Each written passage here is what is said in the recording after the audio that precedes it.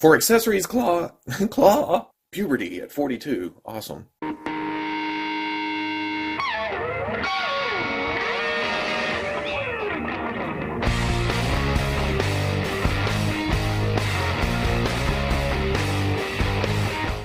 Okay, people, welcome back to another Fwoosh review. Tonight, I'm taking a look at the Hasbro Marvel Legends series Black Panther 2-pack of Klaw and Shuri. Now, I will freely admit, I don't know who Shuri is. I'm not caught up on modern comics. Everybody knows I've been out of it for the past few years.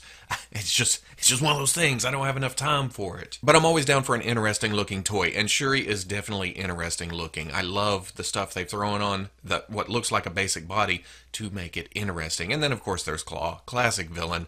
Had to get him. And it's also an apology figure for the first figure Hasbro gave us. So anything to wipe those early figures out of my mind, I will gladly take. Looking at the package, it's your standard Marvel Legends fare. The black around the big-ass window showing you everything in the package. This is a Toys R Us exclusive. There's the shiny circle sticker. On the side, very nice picture of Shuri from the comics. On the back, pretty promotional pictures. Kind of a bio, not really. It's just very generic. Down here's the warnings, the unreadables. Probably says something like, Klaw is not actually made from sound, and Robo's probably pronouncing Shuri wrong. On the other end, a very nice picture of comic Klaw. On the top, little bitty window, and I usually make fun of that, but somebody explained to me that in store it makes it look better, lets light shine in, makes it look more interesting on the shelf. And you know what? That makes sense. I totally buy that. On the bottom, legalese, barcode, but I'm gonna get this out of the package, see what's going on here. Just to throw it out there, after removing the figures and the tray, you get this nice kind of Black Panther logo background. May have to keep that. I don't know, it's kind of nifty looking. And there we go, all out of the package. And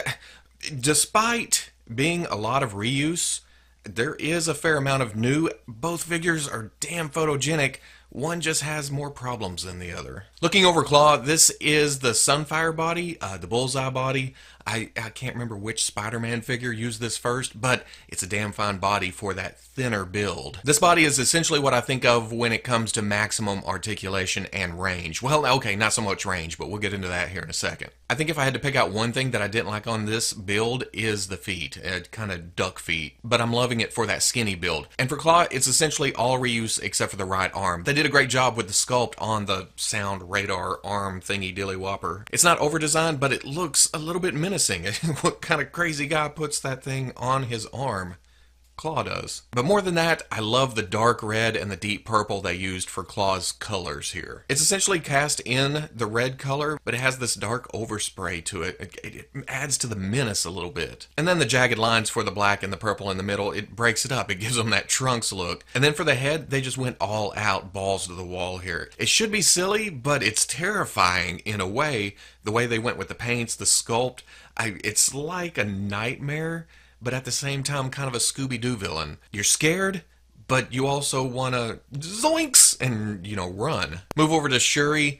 I'm not as familiar, I wish I was, with all the different body parts that they've been putting on females. They've been changing the upper torso, they've been mixing and matching parts, but at this point, I consider that a good thing, where you can look at something and go, is that reuse or is it not? I just know that it's an overall great female body that they used here. Now the body is cast mostly in black. It works here. They could have done the overspray like the first Black Panther, but I'm glad they didn't, like the second Black Panther that's currently at Walmart. Not the purple pink Power Panther, but the last year's Walmart exclusive. Just the straight up classic Black Panther. The gloves have this nice grayish blue on it. It's kind of dark. And down at the boots, where T'Challa would have the same design as the gloves, Shuri here has kind of a wrap. The lines zigzag, cross into each other. And then the head, it seems big on the body, but I'm really digging the proportions of it. It kind of gives her a younger look. It's the Black Panther mask, but it looks like a female underneath, which is fantastic when it comes to sculpting. Now this is the point where I usually, come across some of the design flaws or something I don't like about the figure. With Klaw, I'm really struggling to find something. I guess there could be a paint wash on the sound emitter arm, but as it is, it's kind of cast in this metallic, sparkly metal.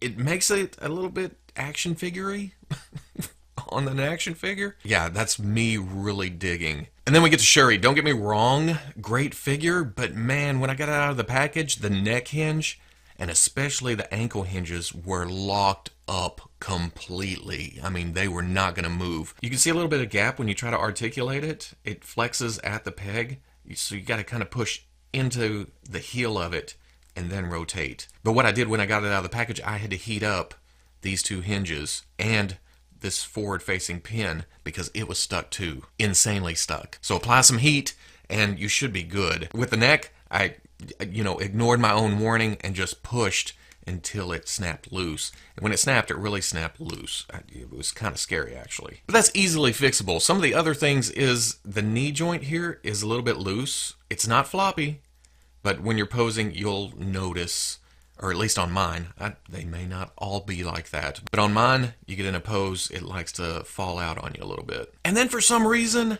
they made the wrist hinges side to side. I gripe about this when the character is holding a sword or holding a gun or is known for holding a sword or a gun. But here with the claws, I would have liked up and down. They did it to both hands. Why?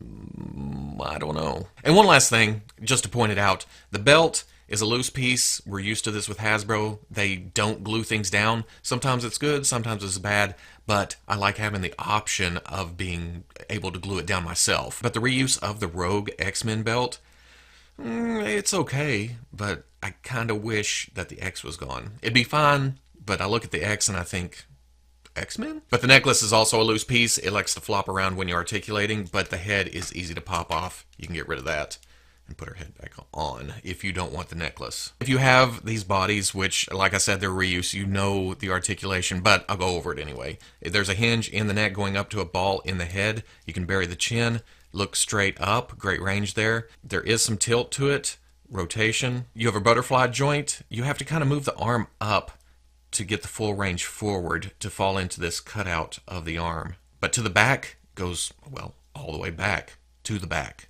Can I say back again? There's a hinge and swivel at the shoulder, comes up to about right there, swivels around. There is a swivel at the bicep. Double elbow, but kind of almost just barely past 90. It's not a lot of range of movement. There's not a lot of cutout to the upper arm here, which I can see wanting to keep the lines of the bicep, but cutting it up more would give you more range. The radar dish rotates. Just to throw that out there, it is articulation, so it's on the list. But the other wrist, it is hinge and swivel, hinges, swivels. Ab crunch goes forward a lot, goes back pretty good. There's a swivel at the waist. There's a ball going out into the hip, can go forward all the way. It kind of shoots out because of the crotch. Back, not so much. Out, not great. There's a swivel at the thigh. Double knee comes most of the way up. Hinge at the ankle, goes back, goes forward, and then forward-facing pin for rocker. For Shuri, she's got a hell of a range of movement in the neck. The hinge is the ball going up into the head.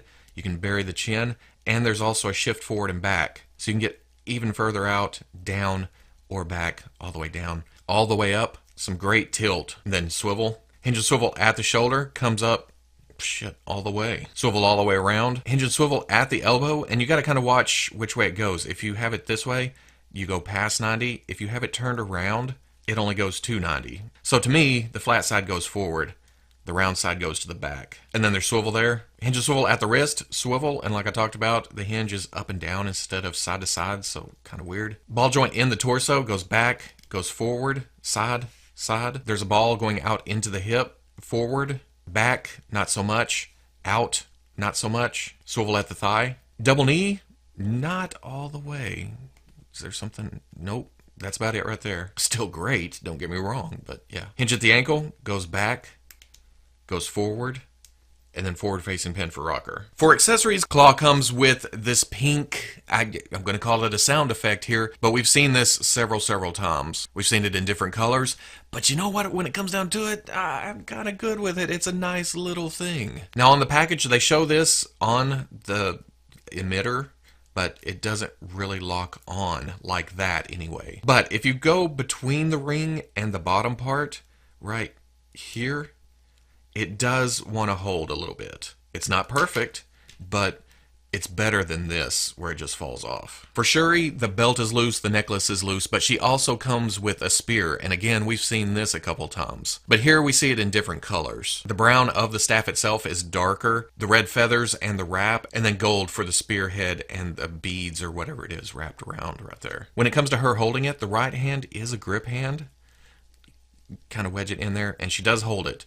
The left hand is kind of this open clawed, and you can kind of fake it. And actually, the way they did the hinge in the wrist, it makes it a little bit easier to hold like that. So I'm not really against the wrists as they are. It does give you some good staff positions, but if she's not, claw positions are a little bit limited. And then she comes with a cape. And usually I don't dig capes, but this, I really, really like the sculpt of the fur up on top. And then the cape just kind of hangs.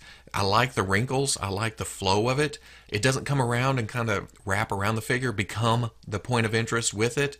It just adds to the figure. But you'll notice there's no pin. There's no way of actually attaching it to her. It just kind of rests on her shoulders, which I really haven't had a problem with it so far. It does make her a little bit back heavy, but there you go. For comparison, here's Klaw with the first Marvel Legends Black Panther on that original Bucky cat body. It's about the same height, but as you can see, Klaw is a little bit thinner, which I am completely good with. Different bodies, different options, just add to the shelf. And then here he is with Hasbro's original Klaw. Oh man, I don't even know how I found this figure. In fact, it was sitting on top of a pile of figures, just like, hey, replace me. But you can see this is definitely an upgrade from that first one. How's he lug around that dish? I will say the silver eyes on the original one is striking. It kind of stands out, but there is no comparison here. And then for Shuri, here she is with the 2-pack Mary Jane. About the same size. It doesn't share any parts with this, but it's a size comparison. Here she is with Phoenix. Phoenix is a little bit taller, but she has those heels on. But in an overall display, Shuri fits right in. And then here she is with, again, last year's Walmart exclusive Black Panther. The blacks used here, the grays on the boots and gloves. No oversprays, the white eyes, everything just works together here. They look great together. So at the end of the day, for a 2-pack that I wasn't expecting much out of, this thing totally surprised me. Yes, Shuri is a little bit hard to pose. Her legs like to give out on her. The ankles are almost too tight. They've loosened up a little bit as I've been messing with it, but so is the knees. So it kind of, one thing was working against the other. Now it's reversed, working against each other. But that's just some nail polish, some heating, getting stuff loosened up, getting stuff tightened up. And then as far as Klaw is concerned, this is my new favorite figure, for this week at least. And the way the head looks, like I said, a scary Scooby-Doo villain. It should be silly, but it's intimidating when you actually just stare at it. I love everything about this figure. If you can think of a pose, okay, you can't do every pose humanly possible, but 95% of them you can get with this figure. And I feel like I should talk longer because I took so many pictures, but I don't know if I can. I can only say so many good things about this pack. Hell, I even like the cape on Shuri. I usually don't. She's not going to get into any action poses with it. But her standing there looking regal, it completely works. And then Klaw comes in, and he's all evil, and he's trying to take over Wakanda, or steal all the vibranium, whatever this week's evil deed is. Yeah, hunt this thing down. Pick this up if you see it. If you're on the fence, which, looking at this Klaw, even in the package, you shouldn't be on the fence at all. So if you like the review, comment, like, subscribe. I'll catch you on the Fwoosh.